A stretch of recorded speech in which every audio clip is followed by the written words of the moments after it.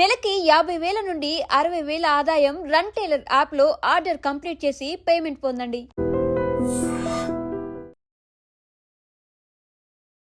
Welcome to I dream channel. This is Pavan. రాను రాను మనుషులు మృగాల్లా ప్రవర్తిస్తున్నారు. తల్లికి చెల్లికి తేడా ఉండట్లేదు. కట్టుకున్న భర్తను కూడా అతి కిరాతకంగా చంపేస్తున్నారు. తల్లిదండ్రుల్ని ఇష్టం వచ్చినట్టు నరికేస్తున్నారు. అంటే ఎందుకు 9 నెలలు కని పెంచిన తల్లిని జీవితాంతం భరోసాగా ఉండి మనకు ధైర్యం చెప్పే తల్లిదండ్రుల్ని ఎంత బాగా చూసుకోవాలి. కానీ విచక్షణ రహితం కోల్పోయి ఇష్టం వచ్చినట్టు బానిసలయ్యి, డబ్బులకు బానిసలయ్యి, ఆ మద్యానికి బానిసలయ్యి, మద్యం మత్తులో ఏం చేస్తున్నారో అర్థం కావట్లేదు కొంతమంది. మరికొంతమంది ఆస్తుల కోసం, భూముల కోసం కన్న తల్లి తండ్రిని కూడా చూడకుండా, ఆ విలువలకి బంధాలకి విలువనీయకుండా ఇష్టం వచ్చినట్టు నరికేసుకొని చంపేస్తున్నారు. ఎందుకు ఈ విషయం చెప్తున్నానంటే, గచ్చిబౌలిలో మరో దారుణం చోటు చేసుకుంది. 19 ఏళ్ల కొడుకు కన్న తండ్రిని అతి కిరాతకంగా గొంతులో పొడిచి చంపాడు. సో దీనికి తగ్గ వివరాల్లోకి వెళ్తే 2 లక్షల రూపాయల కోసం తండ్రిని అతి కిరాతకంగా చంపాడు. వనపర్తి జిల్లా గన్పూర్ మండలానికి చెందిన కోతులకుంట గ్రామంలో హనుమంతులు నివసించేవాడు. అక్కడ నుంచి వృత్తిరీత్యా ఏదో సంపాదించుకుందామని హైదరాబాద్కి అయితే రావడం జరిగింది. హైదరాబాద్ వచ్చిన తర్వాత అక్కడ భూమిని తాకట్టు పెట్టారు. ఒక 6 లక్షలకి భూమిని తాకట్టు పెట్టి ఆ డబ్బులు తెచ్చుకుంటే అందులో ఒక 2,50,000 మాత్రం కొడుకు అకౌంట్లో వేసాడు తండ్రి. వేయించుకున్న తర్వాత ఆ 4 లక్షలు అతని దగ్గరే ఉన్నాయి.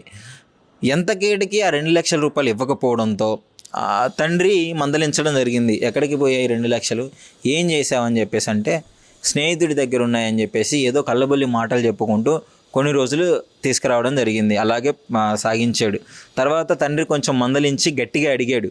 ఒక 2 దెబ్బలు వేసి ప్రయత్నం చేశాడు. 2 లక్షల రూపాయలు ఎలా మాయమయ్యాయి, నువ్వు ఎందుకు ఇచ్చావు, మన పరిస్థితి ఏంటి, మనం ఎలా ఉండాలి, ఇక్కడ ఊరు కానీ ఊరు వచ్చాము, మనం బతకాలి కదా అని చెప్పేసి మందలించినప్పుడు అది మనసులో పెట్టుకొని తండ్రిని ఎలా అయినా చంపాలని ప్లాన్ చేశాడు. యాక్చువల్లీ ఈ 2 లక్షలు అతను ఏం చేశాడో తెలుసా, బ్యాంకులో వేసుకొని ఇష్టం వచ్చినట్టు బెట్టింగ్లుగా డబ్బులు వేసుకొని 2,50,000 పోగొట్టాడు. బెట్టింగ్లకి ఎంత బానిసలు అవుతున్నారో చూడండి. గతంలో చాలా బెట్టింగ్ల మీద ఎన్నో కేసులు నడిచాయి. పెద్ద పెద్ద సెలబ్రిటీస్ కూడా జైలుకి వెళ్ళడం జరిగింది. అలాంటిది ఇంత అవేర్నెస్ తీసుకొస్తున్నా కానీ ఆ యువతలో అసలు మార్పు లేకుండా అయింది. చాలామంది ఇలాంటి బెట్టింగ్స్కి బానిసలైపోతున్నారు.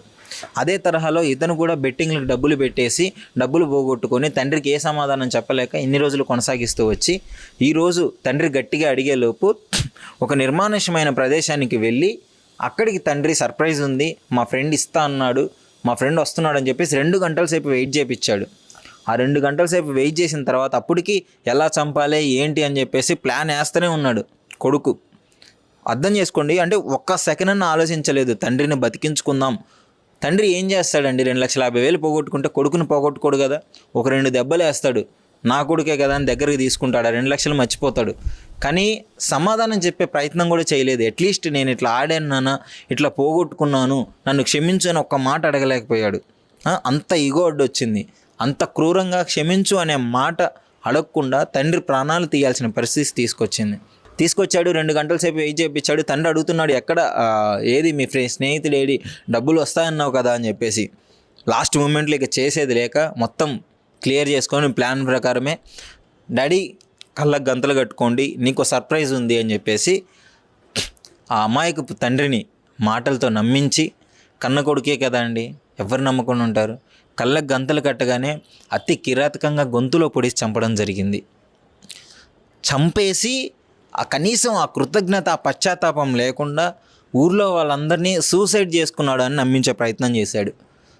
నాన్న సూసైడ్ చేసుకొని చనిపోయాడు అని వాళ్ళ బాబాయిలకి చెప్పేసి ఆ మృతదేహాన్ని ఇంటికి తీసుకెళ్ళి కార్యక్రమానికి కూడా ఏర్పాట్లు చేశాడు కాటికి పంపించేదానికి. సో ఆఖరి నిమిషంలో పోలీసులకు తెలవడము, దాని మీద ఎంక్వైరీ చేసి పోలీసులు వారి పద్ధతిలో ఇన్వెస్టిగేషన్ చేసిన తర్వాత కొడుకే హత్య చేశాడని ఒప్పుకున్నాడు. ఏంటి, ఎందుకు చంపాడు కన్న తండ్రిని అని ఆరా తీస్తే బెట్టింగ్లో డబ్బులు పోగొట్టుకొని దాన్ని వాళ్ళ తండ్రికి చెప్పలేక ప్రాణాలని తీసే ప్రయత్నం చేశాడు.